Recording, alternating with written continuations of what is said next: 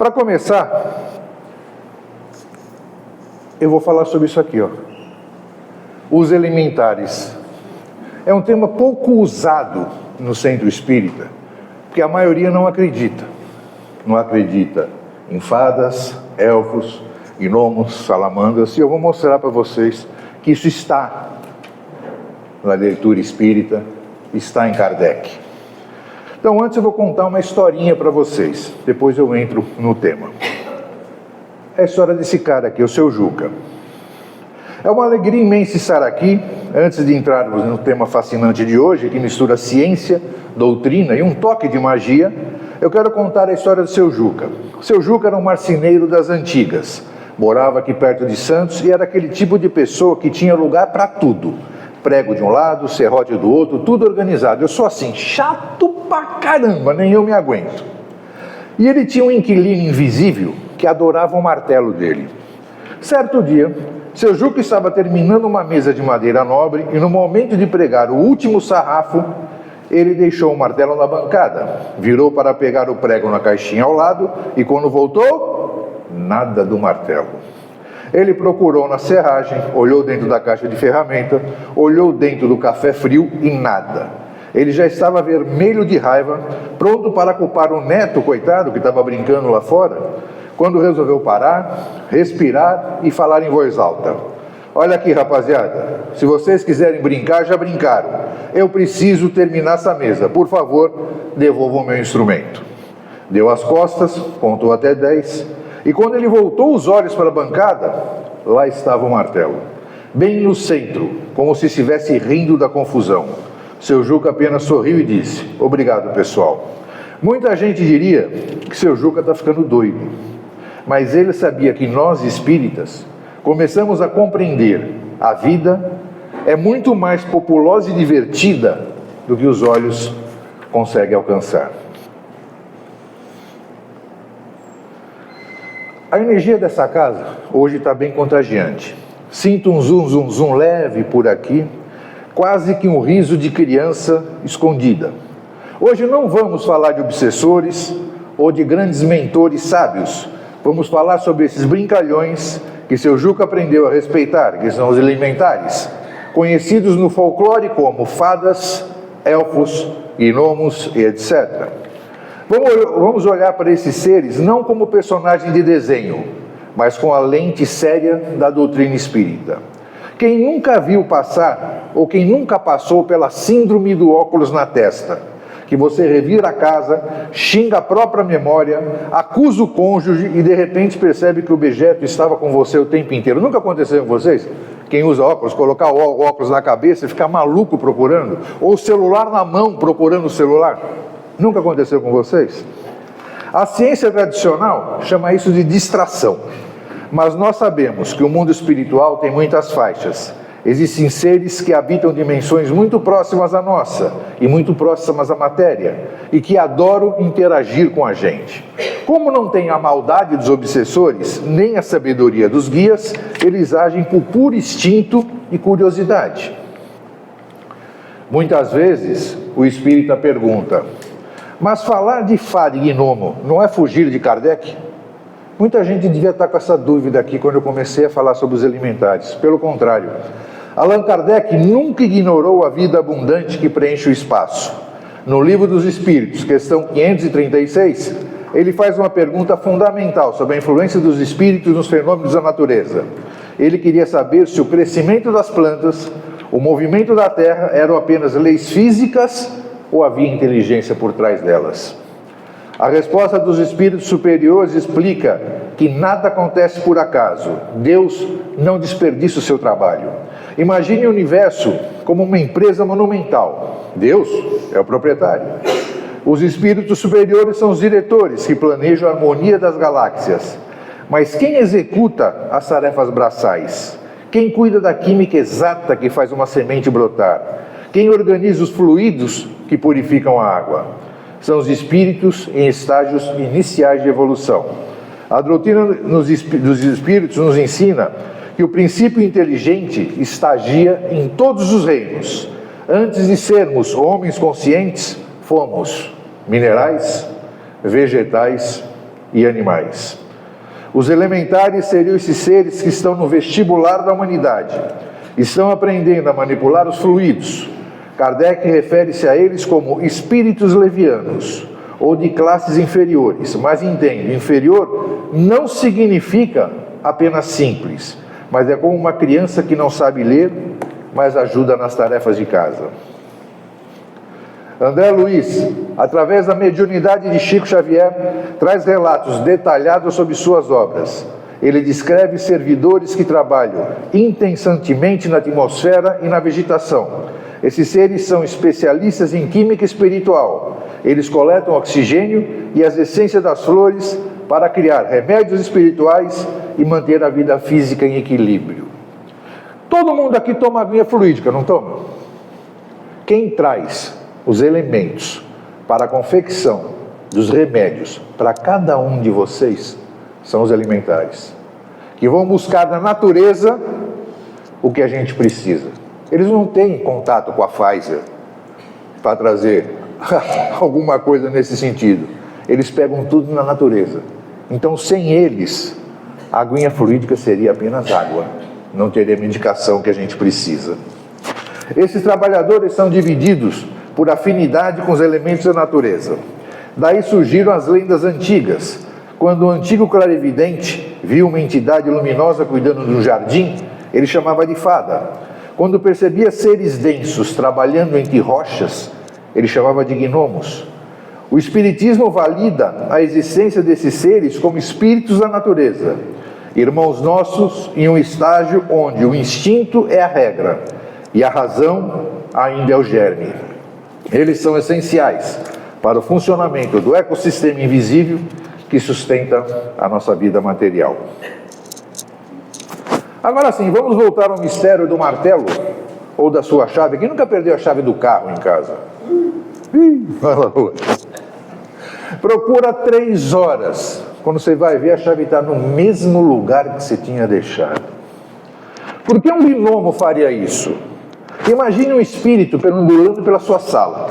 Ele olha para você e vê uma pessoa tensa, mergulhada em problemas de boletos e prazos. A sua aura está pesada. E o elementar pensa, que clima chato. Vamos dar uma sacudida nesse cara? E eles escondem o objeto. Você se movimenta, sai do marasmo e começa a procurar. Nesse processo, a sua vibração muda. Quando você finalmente encontra a chave e ri do absurdo, você gerou uma descarga de energia nova. E eles se nutrem dessa interação. Eles querem ser notados. Dizem os estudiosos que os gnomos gostam de metal e brilho, enquanto as ondinas e os silfos gostam de mexer em fluidez de ambiente, criando correntes de ar inesperada. Nunca aconteceu com vocês? Vocês estão num lugar assim, de repente bate um vento, não tem nem janela. E você fala, meu Deus, de onde veio esse ventinho aqui, né? E você não sabe de onde vem. E por que eles fazem isso? Para levantar ou melhorar o nosso padrão vibratório. Quando você está nervoso em casa, você pode perceber, geralmente acontece alguma coisa. São eles quebrando a sua energia ruim para te trazer um ambiente mais alegre, mais feliz e fazer com que você saia daquela situação problemática. Houve uma história de um centro espírita onde o palestrante era extremamente ranzinza. Não sou eu, tá? Toda vez que ele dava uma bronca nos irmãos, o copo de água dele tombava sozinho. Na terceira vez, um médium viu um pequeno ser rindo atrás da jarra. O recado era dado: amigo, traga mais amor e menos julgamento. O mundo espiritual também pede leveza. Saber que o universo é povoado por esses seres transforma a nossa vida sob o meio ambiente. O planeta Terra é um organismo vivo e cheio de cuidadores. Quando poluímos um rio, estamos agredindo o habitat de inúmeras inteligências que trabalham arduamente ali. Nossa casa também reflete essa ecologia. Como atraímos esses companheiros? É a lei da sintonia, gente.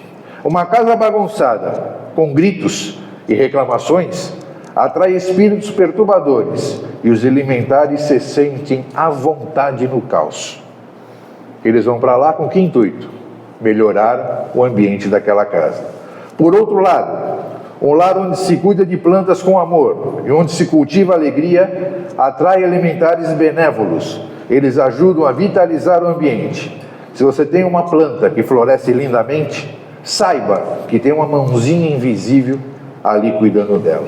E mande um pensamento de gratidão para eles. A gratidão é o fluido que eles absorvem com imensa satisfação. O que fazer quando as brincadeiras passam do limite?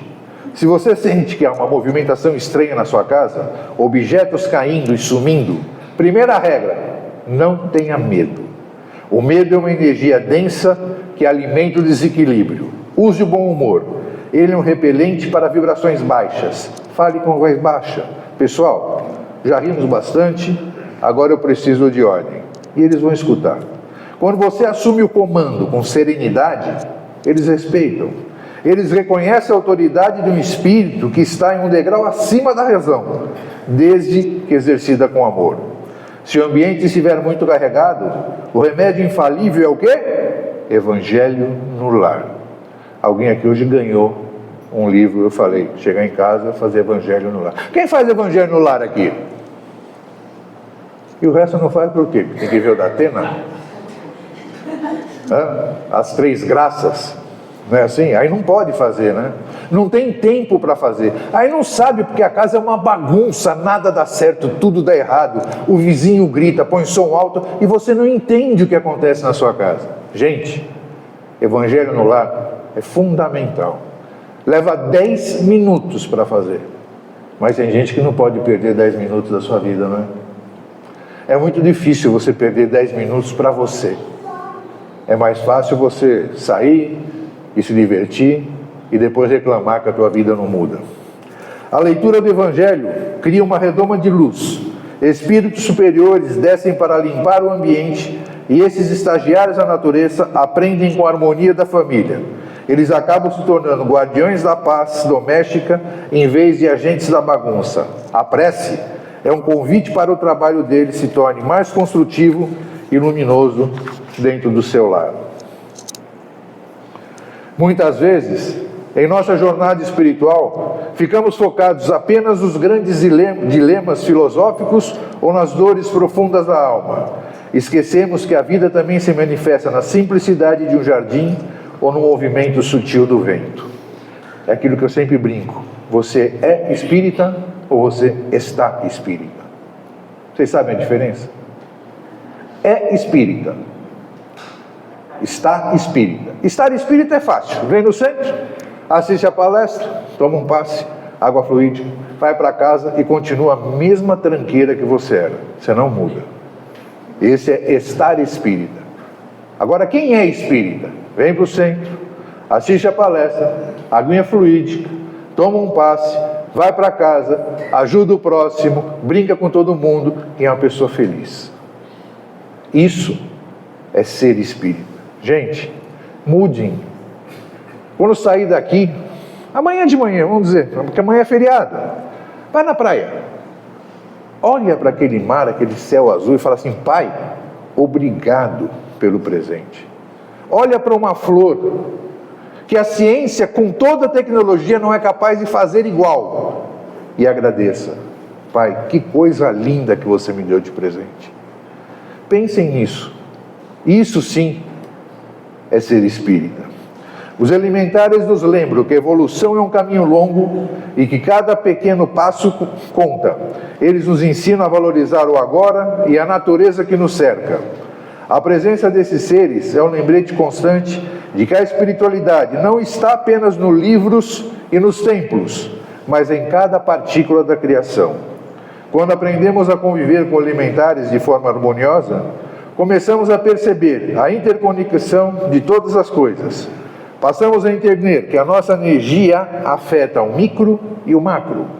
Nossa irritação pode murchar uma planta, assim como o nosso sorriso pode atrair legiões de pequenos trabalhadores dispostos a limpar o fluido da nossa casa.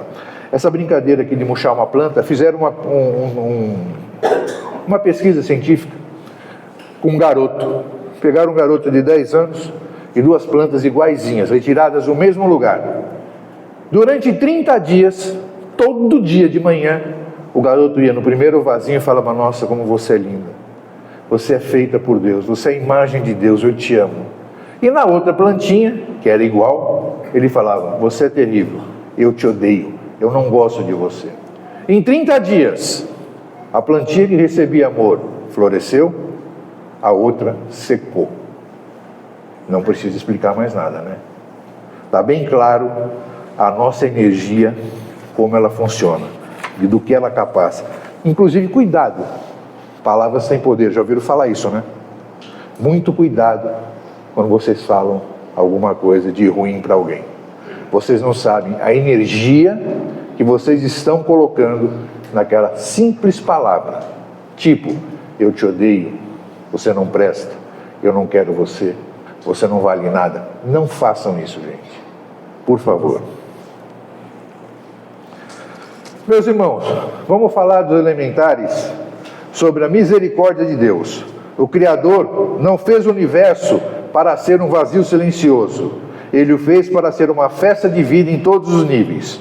Do átomo ao arcanjo, existe uma linha contínua de evolução. Nós somos apenas um elo nessa corrente.